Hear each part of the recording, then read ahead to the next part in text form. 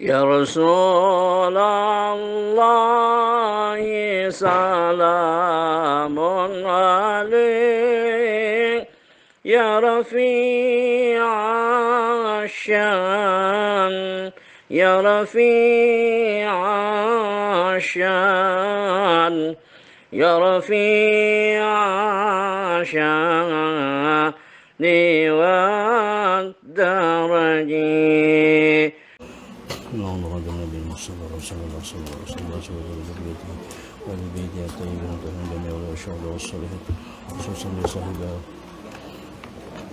هذا الكتاب العارف بالله الحاجي محمد حسن وجميع مشايخه ومربيه ومرشديه وبالخصوص ومسيح حبيب محمد بن عبد الكريم السمن البنا الاسم مولانا الشيخ محمد أوسن عبد الله بن جري كرم وصليه وبركاته لكن ملك شيخ الله الرحمن سير النبي الفاتحة بالله من الشيطان الرجيم بسم الله الرحمن الرحيم الحمد لله رب العالمين الرحمن الرحيم مالك يوم الدين إياك نعبد وإياك نستعين الصراط المستقيم صراط الذين أنعمت عليهم غير المغضوب عليهم ولا الضالين آمين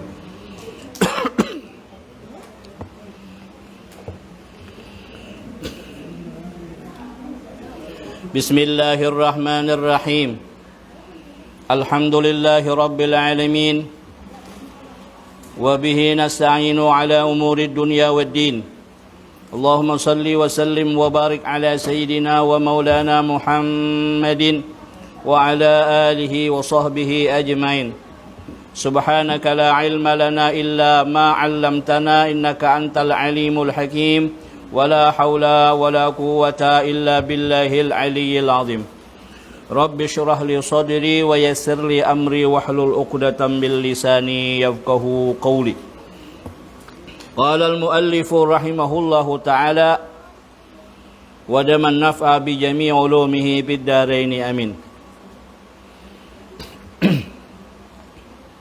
Jamaah sekalian yang dirahmati oleh Allah Subhanahu wa taala, alhamdulillah kita panjatkan puji dan syukur kita ke hadrat Allah Subhanahu wa taala dengan segala limpahan karunia nikmat yang diberikan kepada kita, mulai daripada nikmat yang paling kecil sampai nikmat yang paling besar. Bahkan nikmat yang kita tidak pernah meminta diberi oleh Allah Ta'ala, apalagi yang kita meminta kepadanya. Maka adalah suatu keharusan bagi kita untuk selalu bersyukur kepada Allah Subhanahu wa Ta'ala, walaupun hanya dengan sekedar ucapan kalimat Alhamdulillah. Di dalam surga ada sebuah pintu. Di dalam surga itu disebut Babul Hamdi. Adalah pintu Alhamdulillah. Itu disediakan bagi orang-orang yang suka waktu hidup dunia bersyukur kepada Allah Subhanahu wa taala, selalu memuji kepada Allah Subhanahu wa taala. Ya. Maka kita dianjurkan banyakkah sedikitkah alhamdulillah, ya. Dengan penuh rasa syukur. Minimal lidah kita mengucapkan alhamdulillah. Kemudian kelanjutan daripada bacaan kita pada pada malam Rabu yang lalu, di mana hadis yang diriwayatkan oleh Abu Darda, Nabi memberitahu kepada para sahabat, termasuk kepada kita seberataan, bahwa amalan yang paling afdal, amalan yang dapat meninggikan derajat di sisi Allah, amalan yang paling tinggi derajatnya dan yang paling bagus daripada sedekah emas dan perak, bahkan lebih bagus pahalanya daripada berperang di jalan Allah. Maka para sahabat bertanya, amalan apa wahai Rasulullah yang dimaksud? Ujar Rasulullah, zikrullah. Itulah zikir kepada Allah, mengingat kepada Allah. Maka dalam ini kelanjutannya, wayan kasimu ila qismaini, zikrun bil lisani wal akharu zikrun bil janani. Artinya zikir itu terbagi menjadi dua bahagian. Yang pertama zikir lisan. Zikir lisan kita ini maksudnya lisan kita mengucap, apakah itu zikir la ilaha illallah kah atau Allah kah? Zikir tasbih subhanallah, zikir takbir Allahu akbar, zikir tahlil tadi la ilaha illallah. Ini di lidah. Yang kedua, wal akharu zikrun bil janani. Yang kedua adalah zikir di hati. Pada minggu yang lalu kan ada pertanyaan, mana yang paling abdal? Di lisan kah, di hati kah? Ya. Yang paling bagus kan di hati. Tapi ada lagi yang mengkritik. Di hati mengkada lidah kayak Pak Uji pulang. Itu kan usaha yang ditanya itu kan usaha merepoti benaham. Sama tuh ada pertanyaan, ini menurut agama mana yang lebih mulia? Apakah orang tua kita atau guru kita? Ini jangan dibuat debat kusir. Ujar sekong, orang tuaku orang tua paling mulia. Ujar sekong guru. Ujar nang orang tua tadi, ibai kamu gak ada orang tua. Nah, dari mana kamu lahir? Bukan seperti itu. Orang tua kita ini adalah sebab mengadakan adanya kita ke alam dunia.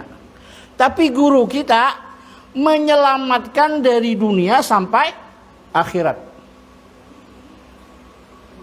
Memang dua-duanya mulia. Di dalam mukaddimah ataupun di dalam pembukaan daripada kitab Syarus Salikin, dalam hal mencari ilmu ma'rifat, mengenal Allah, mengenal Rasulullah, apabila seorang anak berkeinginan mencari ilmu untuk mengenal kepada Allah secara sempurna, sesuai dan bisa dipertanggungjawabkan dunia dan akhirat, si guru ini, lalu si anak ini kepingin menuntut ilmu, orang tuanya melarang. Bagaimana sikap anak? Apakah nuruti orang tuanya terus menuntut, atau dia tetap menuntut juga walaupun kada patuh lawan orang tua? Berdosalah. Tada berdosa. Durhakalah anak beginilah. Kada. Ini kita harus tahu. Nah, orang tua juga harus mengerti. Nah, bahkan kalau misalkan ada guru yang mengajarkan ilmu seperti itu, ilmu ma'rifat kepada Allah Subhanahu wa taala yang bisa dipertanggungjawabkan dunia dan akhirat, sekalipun harus nyebrang lautan api.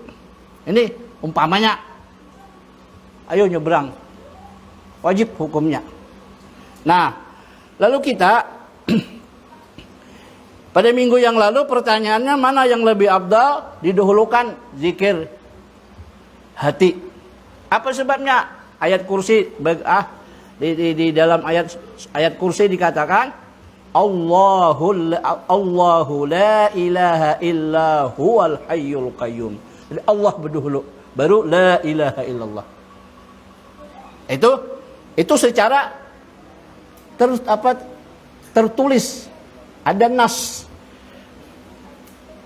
Adapun dalam prakteknya hari-hari itu sarah biarnya. Maka ujar Nabi, berzikirlah kamu, sebutlah Allah Ta'ala, berzikirlah kamu kepada Allah sampai kamu dibilang orang gila. Stres orang itu, zikir harus, biar aja. Nah, maksudnya apa? Zikir di lidah ini supaya nanti meresap ke seluruh sendi-sendi, ke seluruh nadi, ke seluruh pembuluh darah. Jadi ada dua.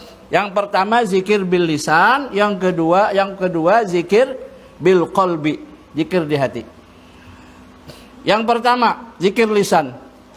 Zikir lisan ialah zikir yang diucapkan lisan atau lidah dengan mengucap atau mengata la ilaha illallah. La ilaha illallah. Hadis Nabi sekitar Muhammad sallallahu alaihi wasallam, afdalu ma qultu ana wan nabiyyuna min qabli la ilaha illallah. Artinya sebaik-baik atau yang paling afdal yang aku ucapkan, yang aku katakan, dan sebaik-baik yang dikatakan para nabi sebelum aku ialah la ilaha illallah. Mungkin kita akan bertanya, siapa yang pertama kali memperkenalkan nama Allah itu kepada manusia? Ya. Paman Nabi Adam, siapa melajari? Kalau kita sekarang kan ada guru. Nah, disinilah Allah sendiri memperkenalkan zat dan namanya itu kepada Nabi Adam, sehingga Nabi Adam tahu bahwa Allah.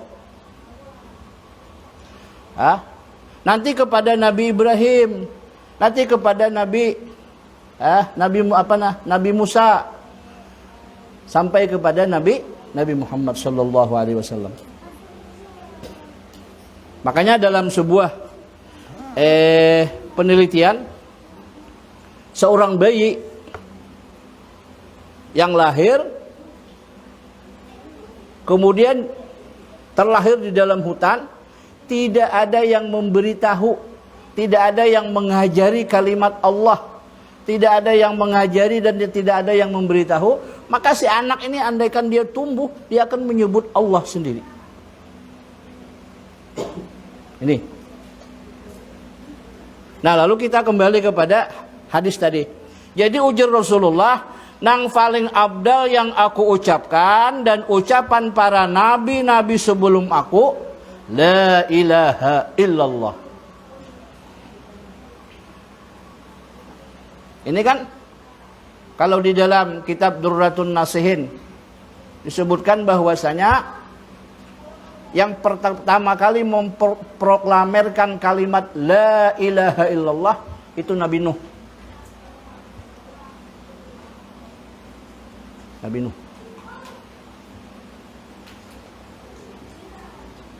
Nah, ini la ilaha illallah. Jadi ujar hadis Nabi tadi, nang paling afdal yang aku ucapkan dan ucapan para nabi-nabi dahulu sebelum aku ialah la ilaha illallah.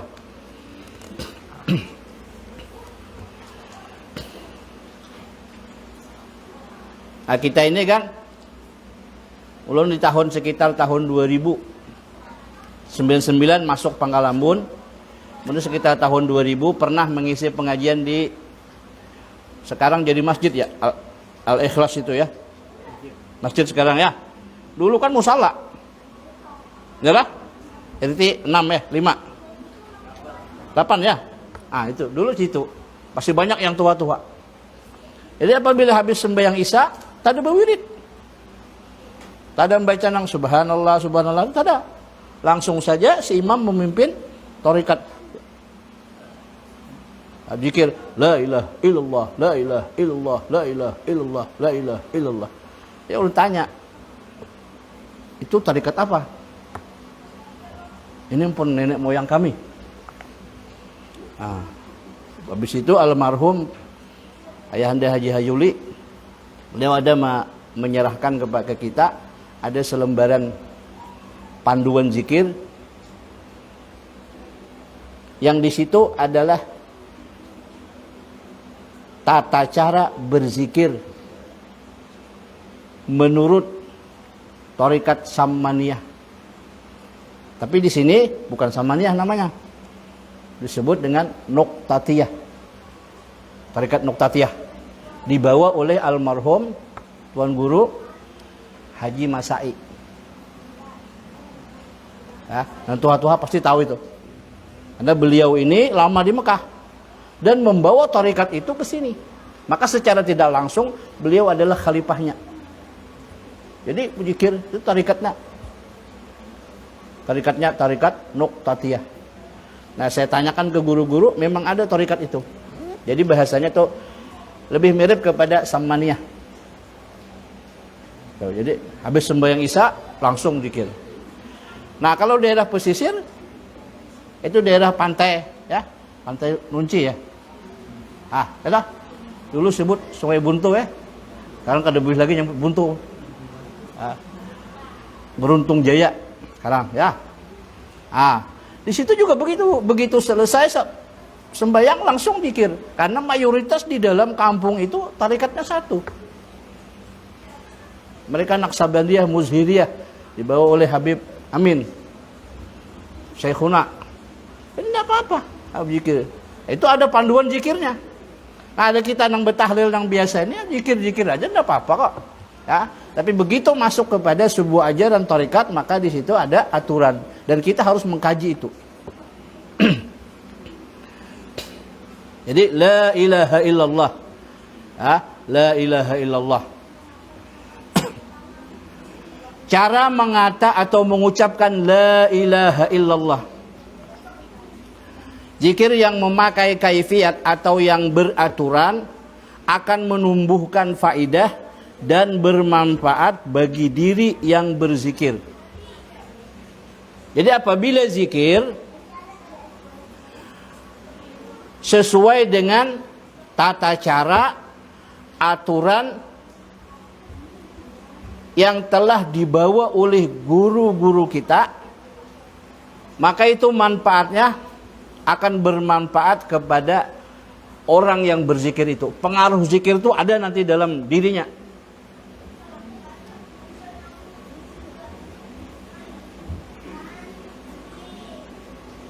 Yang pertama, apabila kita mengucap la ilaha illallah,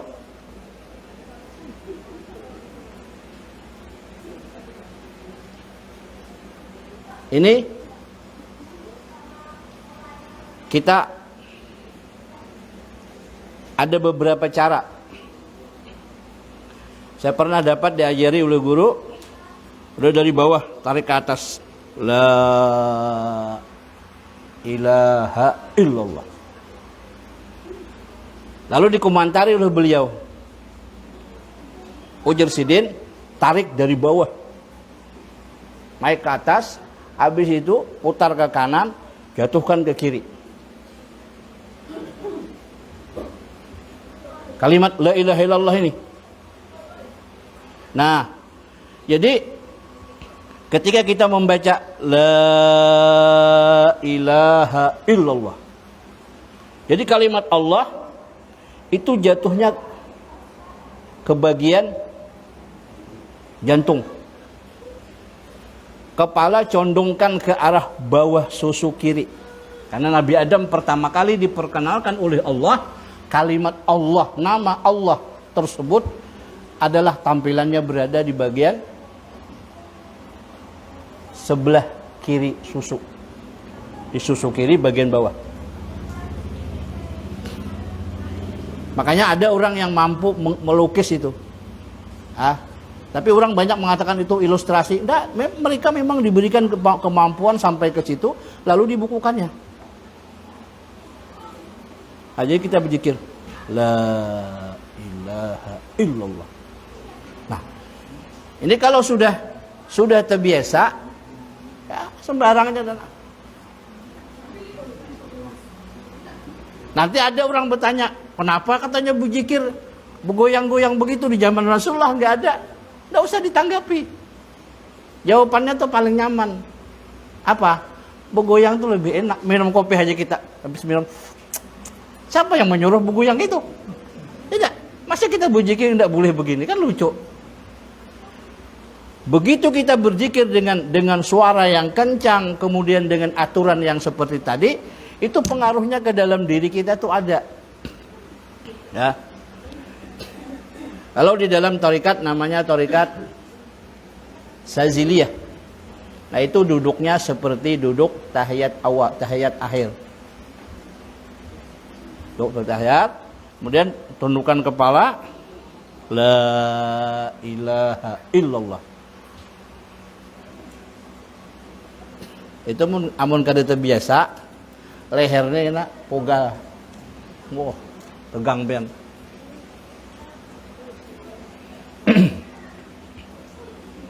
Jadi bahari almarhum Tuan Guru Muhammad Nur Tangkisong.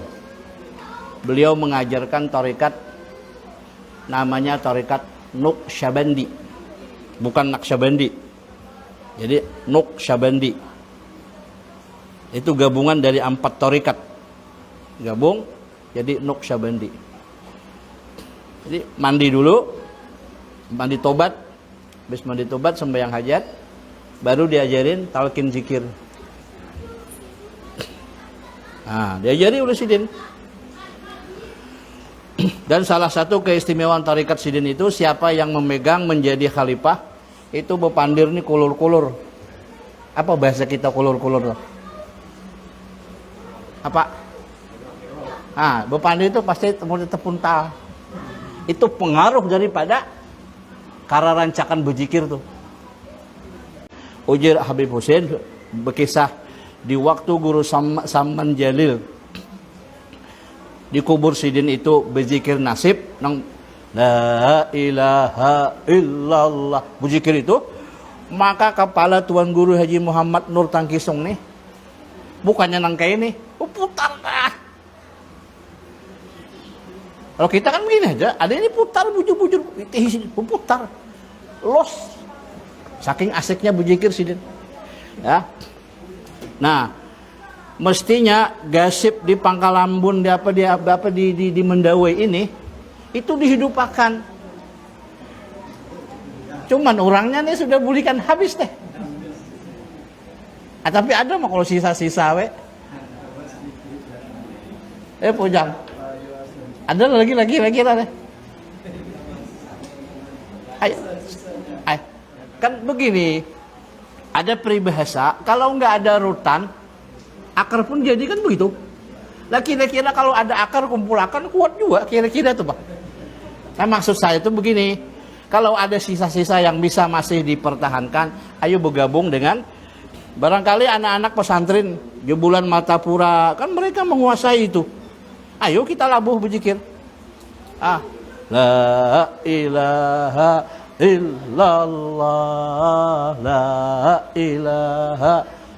Zikirnya lu.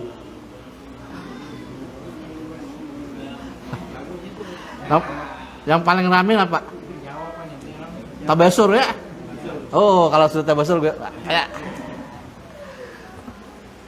Dan ulun paling suka di Mendawai. Kenapa? Karena di Mendawai tidak ada dipotong-potong. Berdiri, begoyang. Almarhum siapa? Apa Imran? Lain Pak Imran lain. Imran di bawah. Wow, suaranya mantap banget itu. Jadi, kalau di atas ya juga itu melengkeng suara. Yalah. Cuman habis bebulikan sudah weh. Mudah-mudahan mereka di alam kubur dapat rahmat, ya. Nah, jadi apabila kita mengucap la, maka kepala kita menunduk ke bawah ke arah jantung. Ke arah jantung.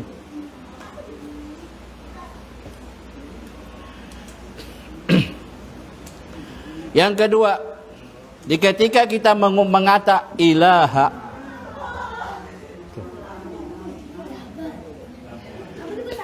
kepala kita condongkan ke kanan.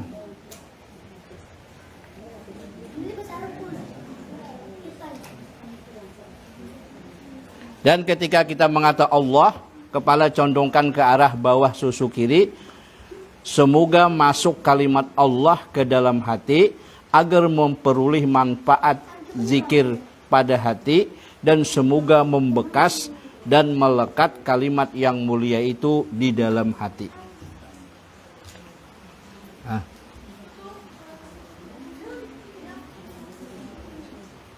Ini kalau kita ujar guru Bahari, bila kita hendak melihat sedikit kondisi daripada batin kita, begitu kita mengucap kalimat la ilaha illallah, kalimat Allah itu ada yang bersinar putih luar biasa terlihat, tapi ada yang redup. Cuman kita tidak mikir ke situ, yang penting zikir saja. Yang penting berzikir la ilaha illallah, la ilaha illallah.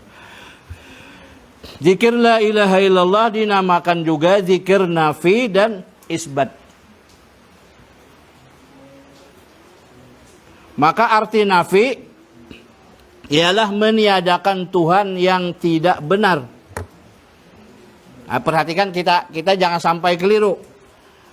La ilaha illallah.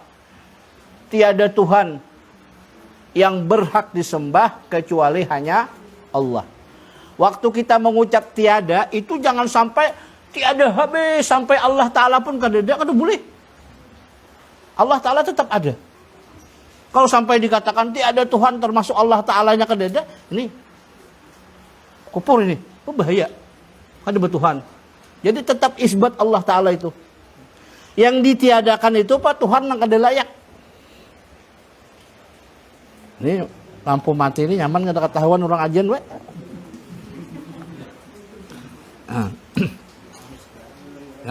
La ilaha illallah. Dan arti isbat ialah menetapkan Allah yang sebenarnya. Dinamakan zikir la ilaha illallah sebagai kalimatul ulya, artinya kalimat yang tinggi. Sabda Nabi kita Muhammad sallallahu alaihi wasallam di dalam hadis kursi, la ilaha illallahu kalami wa ana huwa man qalaha dakhala hisni wa man dakhala hisni amina min iqabi. Artinya la ilaha illallah itu adalah kalamku, kata Allah Ta'ala. Dan kalimat la ilaha illallah itu adalah aku. Barang siapa mengucapkan la ilaha illallah, maka dia masuk ke dalam bentengku. Ya orang Bahari itu banyak tuh peninggalan orang Bahari. Namun pian masih ada memakai, itu pakainya aku alif Allah aja. Ada? Ayo kira-kira ada? Aku bersembunyi di dalam jalalah aja. Lenyapku bigairillah. Apalagi sambungannya? Dipakai ini tuh. Dipakai. Itu amalan orang Bahari. Itu bisa lenyap itu gina. Ya. Lenyap aku di dalam kalimat la ilaha illallah. Nah, tergantung memakainya aja tuh, hendak ke kiri, ke kanan kah. Cuman ke kiri jangan. Tidak. Lenyap pada ketahuan, ya nama ampun, ambil pun orang tuh ya hayu ya kayumnya, ya kayumu ya kayuku juga. Tarik terus kan melihat kada orang teh. Oh ini ya sawitmu ya sawitku kau jangan. Nah, itu jadi kalau masih ada nang orang tua Bahari nang seperti itu diturunakan, dianuakan ke anak supaya anak tahu. Ya. Maka ujur Allah Ta'ala tadi, barang siapa masuk ke dalam bentengku, dia aman min iqabi, aman dirinya daripada siksaanku, dan selamat daripada siksaanku.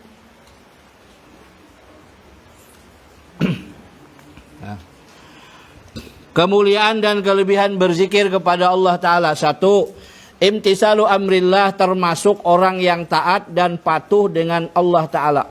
Jadi kalau orang tuh mengucap la ilaha illallah, itu termasuk orang yang taat. Taat dari sisi mana?